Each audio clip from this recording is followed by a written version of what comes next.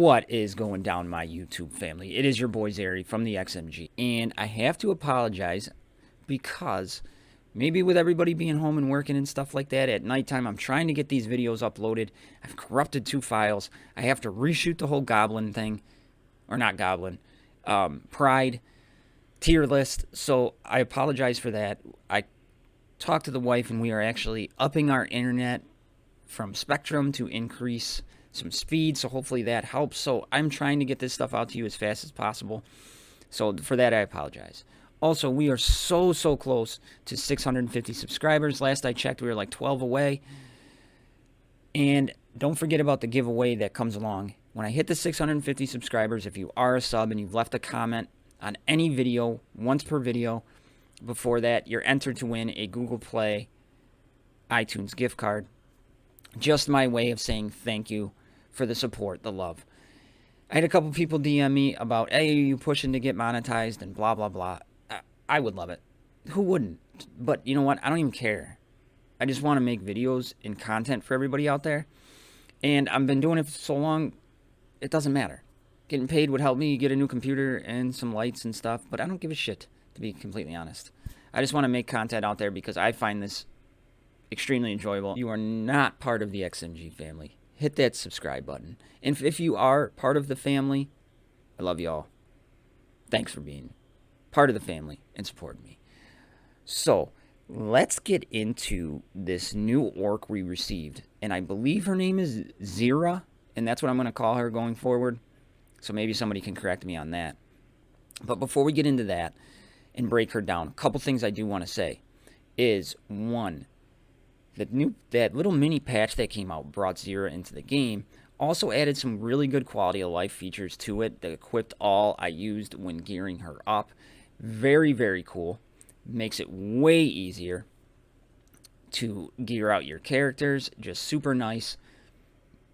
You know, it tells you how much gold you're going to spend. Super good touch on that. Love it. The buying the premium chest thing is not bad at all. So just really kind of streamlines the whole process. So really good job there. The other thing is we know that she is going to be the character from the second battle pass. I got a lot of questions about how characters from battle passes are going to be brought into the game. And now this is subject to change. Keep that in mind. But the way they're going to do it now is once the battle pass season ends, there will be a tournament for that character. And then they will be put in to be farmed, either in some sort of shop or a node or both. But again, that is what they're saying, and again, that could change, so just keep that in mind. So enough of that crap, let's get that out of the way. I want to talk to you about this badass orc, Zerra. So we're looking at Zerra, and she is a tactician, rogue, and leader. At the end of this video, I'm going to have a whole bunch of videos of gameplay of her kind of going back and forth, mirror matches, and I've played this character quite a bit. You'll get to see it, you can make your own judge. Is she going to be meta-defining? It's RNG based at this point, but she could make a run with a good orc team or a hybrid team, which I'll get into because, yeah, I'll say that for later. Wait till the end. Okay, really on point today, Zerra. All right, back into Zerra. Let's look at her stats and do this like we always do. Stats, move kit, runes. Then I'll get into what I've discovered about her and what I feel about this character. And then you can watch them. All right, stat-wise, offense, she does physical damage, so 2872, almost 2900. Definitely higher tier, middle of the road, not groundbreaking, but a good place to start. Critical chance at 31.85% is absolutely freaking huge, so that is awesome. Health is at 22,565, so that's pretty solid with her shield coming in at 25,207. So we are looking right around 47.7. Not a bad place to start, especially for a rogue tactician. Physical armor at 33.41% is pretty solid, and her magic armor is at 2889.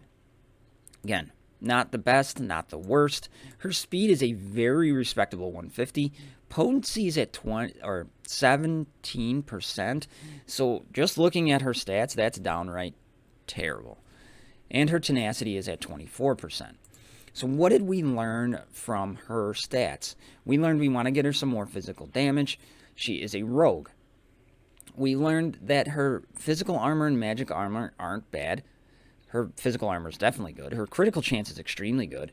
Her speed's at 150, so we definitely want to work in some speed into those things, but we really want to get her some potency if deemed necessary by her move kit. So let's get into her move kit. First ability here is Slicing Blow. Deals 320 physical damage, 70% chance to gain a damage increase for 2 turns. That has nothing to do with damage and potency, so out of this move, all we really see is physical damage. Second ability, Vortex of Pain. Deals 300% of physical damage to all enemies, so at AoE. 60% chance to inflict healing block for 2 turns. If the target is bleeding, it applies buff immunity for 2 turns. So let's break that down a little bit further. We have the physical damage side of things. That's easy. 60% chance for heal block. Potency, going through both rolls. And then if they're bleeding, it applies buff immunity for 2 turns. That's only 1 roll, but still requires potency. And then there's the bleeding mechanic. Right now, in her move kit, we have not seen bleeding. So, when I first read this, a couple things came to my mind. Snorri, Reval, they are the bleed twins. Then also, Hard Orc, who's an orc. Fantastic synergy in my mind, I thought of right off on the bat. He can inflict bleed on his basic ability, so let's keep that in mind as we go forward. Third ability, Crimson Claws. Attacks the enemy 3 times. Each attack deals 230% of physical damage. If the attack hit a shield, you apply an armor decrease for 2 turns. If all 3 attacks hit, and it applies bleeding for 2 turns and an ability block for 1 turn. Again, debuff machine. She is so good. Then, okay, so we have 230 physical damage. That's the easy part. Then we have, if you're attacking somebody who has a shield, they get an armor decrease for 2 turns. Only one of the tenacity potency checks, but it again is potency. If all 3 attacks hit, you apply bleeding for 2 turns, 1 potency tenacity check, and then you can put ability block on for 1 turn, again, 1 of the potency tenacity checks. So her Crimson Claw will apply the bleeding for her 2nd turn. But to maximize what you want to do, you definitely want another character who has bleed. In passive ability, increases lifesteal by 25%. Meh. If Zerra dodges the attack, she recovers 20% of her turn meter. Awesome. So she's filling her turn meter, but it is on a dodge. And in this game, we know people dodge a lot. Even though it's only supposed to be 2% or whatever. We know they dodge a lot. But it doesn't really happen when you use them. I don't know. Maybe it's just me. And if Rantha is on the battlefield, she receives the same buffs. So she has a chance to replenish her turn meter, but we don't really want to take that into account. We just want to, when we get it, it's bonus. It's just like, yeah, we got 20% turn meter. And then Rantha synergy. Okay, let's take that into account and move on. Leadership. The potency and maximum health of all orcs increases by 20%. We're going to stop right there for a minute. 20%. So she pretty much, if she is the lead, she's starting with 37% potency. That makes it a hell of a lot better. And then health. Maximum health of all allied orcs by 20%. So definitely, you know, that southwestern rune, if you got better stats, make sure that is a health primary. We want to try to put health in the secondary stats. Then, when the battle starts, all enemies receive a tenacity decrease and an armor decrease for 2 turns. You're going to see in the videos, and then there's a picture of a mirror match. There's just debuffs effing everywhere. It is craziness. And then, when the battle starts, again, all enemies receive a damage decrease and buff immunity for 1 turn. Just, she is a debuff machine. I really like the time that was spent on this character. So what did we learn from her stats? We learned overall that she needs damage, potency, speed, and health. She has a lot going on, and she is super, super fun to play. And she can really, really mess up the AI. I'll tell you that right now. With that debuff immunity that gets put on, the computer is always going to taunt first with Tromgar. Soleus is always going to use Amos's Blessing. It's not going anywhere. Pretty badass. So when we look at her runes, a couple different ways we could rune this character. You could, potency is a must in my opinion, so you could go 2 potencies and a health. You could go a potency, a health, and an armor. You could go a potency, health, and a critical chance. You could go speed with a potency and damage with a potency. And I tried them all. To be completely honest, I tried them all. And what I found for me is the best way to do this is a damage potency set. And what that does is it helps out greatly because I've crit for 15k on a basic. Awesome. She's just really good. So what I'm going to do is I'm going to rune her for damage potency. We're going to be looking for speed in the secondaries, crit chance in the secondaries, more potency, damage, and then survivability in the form of health if we can get it. So let me rune her and I'll be right back. All right. Full rune amulet, damage, potency. So let's see what I got. Starting with the northern rune, damage, primary, of course, damage, speed, potency, and tenacity. Now, tenacity, I kind of wish she had something else there, but it is what it is. Speed, obviously, in the northeastern rune with armor, damage, and health. Then obviously we have armor in the southeastern rune, but I got damage, speed, health, and potency.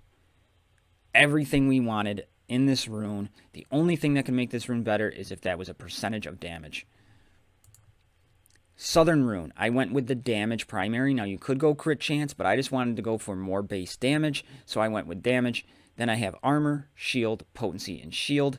Secondaries aren't really where I want them, but you know, I'd like some speed in there, maybe some more damage, some health, but I was having a bitch of a time, and I just went with this one. With the extra potency, I couldn't get potency and speed on the same rune, just pissed me off. Then, southwestern, we have health, damage, potency, shield, and armor. All in all, not bad. And then I went for the potency primary in the northwestern rune with speed, shield, tenacity, and damage. So let's see what this did to her stats. Okay, looking at her stats, we got her physical damage to 3518 of 646. Love that. Love that. Didn't even touch her critical chance. It is what it is. I'll take it. We got her health up to 23,433 and her shield up to 26,620, giving her health and shield combination now over that 50k mark. Beautiful thing. We brought up her physical armor 3% to 36, and we brought up her magic armor by almost 4.5% to 33%. Both above the 30 mark. Really happy there. We brought up her speed 28 to 178. Very respectable speed for her. We brought up her potency 37.86% to 54.86%. And then think, you're getting the additional 20% from her leadership if she is your lead. So I'm sitting right around 75% potency. Very happy with what I have going on there. We got her tenacity up 3% to 27%. All in all, extremely happy with what we did. Now let's talk about the scroll sync in this character and kind of what you want to do. Remember, we have all abilities at level 2. So here we gain dealing 120 physical damage. Then we gain the damage increase for 2 turns at 30%, and then it goes up and up and up. Second ability, Vortex of Pain at level 2. We have 130 physical damage, 30% chance for healing block. Then we get more chance for healing block, but it's not till level 6 where we get, if the target is bleeding, we get the buff immunity. Then Crimson Claws at level 2. We're attacking 3 times at 120. Then we get the armor decrease for shields. At level 5, we can inflict the bleeding. And then we get the ability block if it lands 3 times at level 6. Then her passive ability, Lifesteal. Rantha gets the same. At level 5, we get if she dodges, she gains turn meter. Then her leadership ability. At level 2, max potency and health of all orcs increased by 10%. At level 4, we get the start of the battle, tenacity and decrease. And then we get the full shebang at level 6. So you have to sink a lot of scrolls into her to make her do what we want her to do. So how are we going to do it? Number 1, you want to go for her leadership. You're going to take that leadership right to level 6. All right? It just helps out everywhere and everything and what we want to do. So take that right to level 6. Then we are going to come to Crimson Claws. Now we need Crimson Claws to inflict that bleed, and we don't get that till level 5. So we're just going to take it to level 6. Why not? Take Crimson Claw to level 6. Then we are coming to Vortex of Pain, taking that to level 6. Slicing Blow, taking that to level 6. And then we are leaving her passive to level 6. And that's how I would do it. Leadership, Crimson Claws, Vortex of Pain, Slicing Blows, passive. You're getting the most out of what you want from that character. That's how I do it. So, there it is. There is the Noob. Now let me talk about this character for a couple seconds. She is really good. Very, very, very good character. But she needs scrolls. She needs to be geared for her to be the most effective. So, and I can say I did not playtest that because when I get a character, I take them right all the way to max. That's how I roll, and that's what I do. But I'll tell you right now, you look at her move kit, you look at the stats that are applied from the gear, and I do that as I go. You're going to want to gear her, and you're going to want to scroll sync her before she is usable. That being said, she is the number 1 leader for orcs. She definitely needs to be paired with Hard Orc for the bleed synergy. The synergy with Rantha on paper sounds cool. It's not. I tried running her with Rantha, and it just felt like a waste of a character. I've tried running her with Mar and Corkrum. Corkrum does work better with her because of the potency increase. So that is big for Corkrum as well. Mar is Mar. Doesn't really affect Mar much. But some of the things this team still lacks, even with her in a leadership, is a dispel. We really don't have a dispel except for Hard Orc with his passive, or at the start of his turn he can dispel. But it is very hard to get around a taunter still with the Orc faction, and there's no heals. Mortha is a waste. So the best team I found is Snorri's too quick. He dies too fast. So I didn't really see. The AoE bleed is fantastic, but he dies too quick. So I went with Reval. He took the spot of my Mar Corkrum. Then I inserted Soleus for heals into the spot of where Rantha would go. And I've had a lot of success with that team, and it is a lot of fun to play. Soleus keeps everybody up. He can put his Ammo's Blessing onto Tromgar. So if you're going against a Nightingale team, she is a soft counter to Soleus. It is really going to depend on RNG on how this goes. If you can get the heal blocks on the right person at the right time, great. If you can get around the taunt at the right time, great.